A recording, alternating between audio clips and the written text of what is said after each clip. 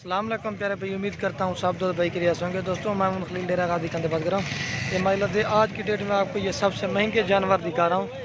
इसमें माहिला से 2 फीमेल हैं, 1 मेल है। फीमेल के कलर देख के प्रिंट बिल्कुल तोता जैसा प्योर ओरिजिनल, और एक ये फीमेल है।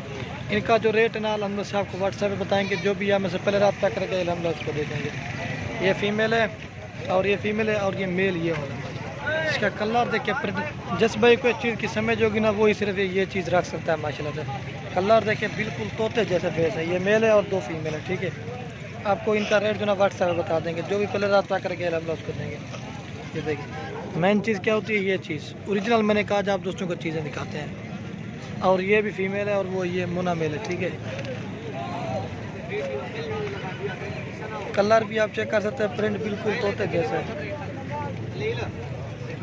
ये चीज़ें मेरे से आप गौर से देखें, जो भी पहले रब्ता करके अलहमद उसका नहीं। वीडियो थोड़ी बना रहा हूँ, लेकिन मैंने कहा जो आपको ओरिजिनल चीज़ें दिखाता हूँ। तो वीडियो पसंद है लाइक शेयर ज़रूर करना। ये फीमेल है और वो लेला दिखा हुआ है और ये मेल खड़ा हुआ है।